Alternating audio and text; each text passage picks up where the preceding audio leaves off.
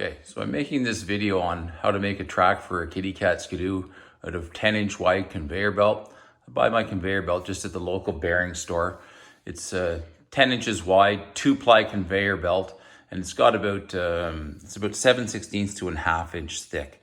And after you groove it, it's only got about 3/16. It's like the original 1972 kitty cat snowmobile track for traction. It'll only drive in about an inch and a half of snow, and it gets stuck all the time and it spins all the time. But it's worked fine for me for 25 years on the kitty cat skidoos that I had. They will not drive in deep snow with this. They're not as good as the wavy track, but it works and it's neat because it writes the kid's name in the snow. So basically, it's grooved into mirror image with a tire groover that I've had for years and years.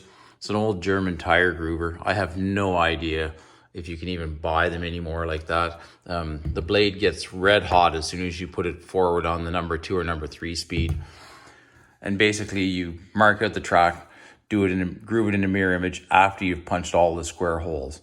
Now to punch the square holes, you've got to buy a piece of square tubing that's thin wall square tubing that has perfectly square corners on it. Then you're going to sharpen it on the inside with a die grinder or a small wheel on an angle die grinder. Basically, you've got to have it so the sharp edge is on the outside and it's sharpened like a chisel, but the taper has to be towards the inside of it. Then you weld a washer big enough on it that you're not going to hit your hand and to drive the end of it. I use a bigger washer than that. That's all I had to show you. Usually I make them about 6 inches long, and then you just simply drive holes through the track. Bang, bang, bang, bang as you go. To lay out the track, it's very simple to do it with black magic marker or whatever you want to do. Or I've had people that have made them themselves. You can buy graph paper that's got 1-inch graphs on it. And I had one guy that told me that he simply put the graph paper on top of it. It's 5 inches here, 1 inch here, and then 1.5 inches here. He simply took rubber or pins and he stuck the pins right through the track all the way into the sheet of plywood before it. And then he took this tool and wiggled it over the 4 pin heads and drove his squares down through like that. Whatever works for you, doesn't really matter. The only thing that's a bit of a trick is whenever you're building it, whenever you do your first 2 cuts, sorry, I'm by myself, so it's fairly hard to do. So whenever you do your first 2 cuts, you've got to figure out how to get the track in there and make this piece 1 inch and the other piece. I'm going to have to put my phone down and redo this video later on to show you what I mean. But so this is what the back side of the track looks like when it's done. And this track's 5 years old. And you can see it's got tiny little bits of tearing where it goes around the sprockets, mainly where the joint is. It has the hardest time getting this part to go around the sprockets. It'll tear a little bit. Doesn't really matter. Once it tears the windows out, then I'll do the next upgrade to this track, and this track will last forever after that. It'll never break whenever I upgrade it to the next system. I will post another video showing you how it looks like once those pins are in and explaining to you that whenever you measure it out, once you get this little window made to be 1 inch, if you're off by a 1/16 or an inch or a ½ inch, you can just lose it throughout the entire track. You can see on some of the windows where some are a little bit bigger than the other ones. Doesn't really matter. The sprocket drives through it and it has no problem. The holes after you drive them in with the square punch, they are a little bit bigger than 1 inch just because the rubber flexes down and then flexes up. I drive them through the tread this way so that they get seated into the soft rubber on this side and it punches a better hole. It's hard to punch them through the 2 plies on the back side. It just doesn't work out that good. So I bought a clipper vice lacer. It's only 4 inches wide. The item number is 03018.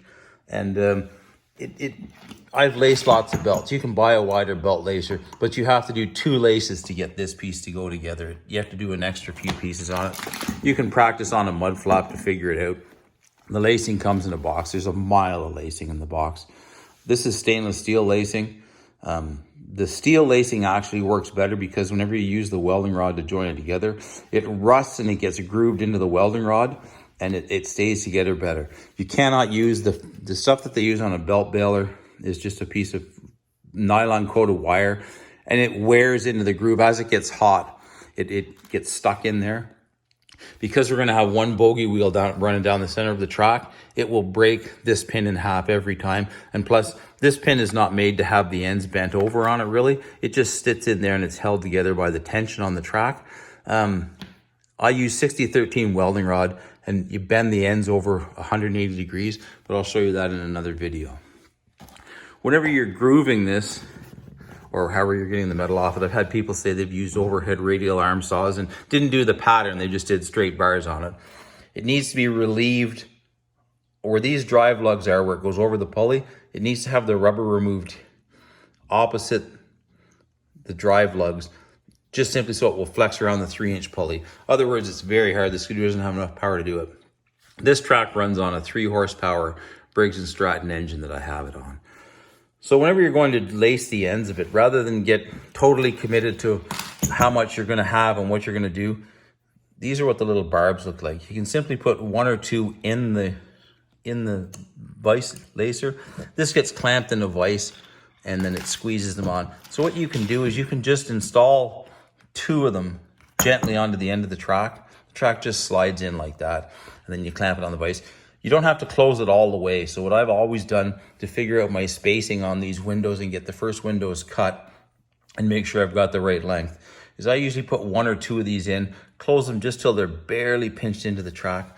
And that way you can loosen the track back up afterwards, join your 2 ends together temporary with just a piece of regular, the stuff that comes in the kit. It's the same size as the 1/8 welding rod I'm going to use. And then you can mark out your windows to punch all your holes. So then you've got a rough idea what you're going to do. And if you want to, you can put all the lacing in, squeeze it, and then punch your holes. It does, whenever you squeeze this shut, it will squeeze a little bit of the rubber out, and you have to take a X-Acto knife and cut this window square to get it to fit. I haven't found any difference in whether you drive on this side of the window or that side of the window. Quite often, whenever they get torn a little bit, I will reverse the track. Like this one's been driving on this side of the window. I can see by the way it's broken. I'll probably put it on so it drives on this side with the driver. The next time, I'll just reverse the track. And basically that's it. So I'll put it back together. I'll put the link together and I'll sort of show you how you measure the distances out on it.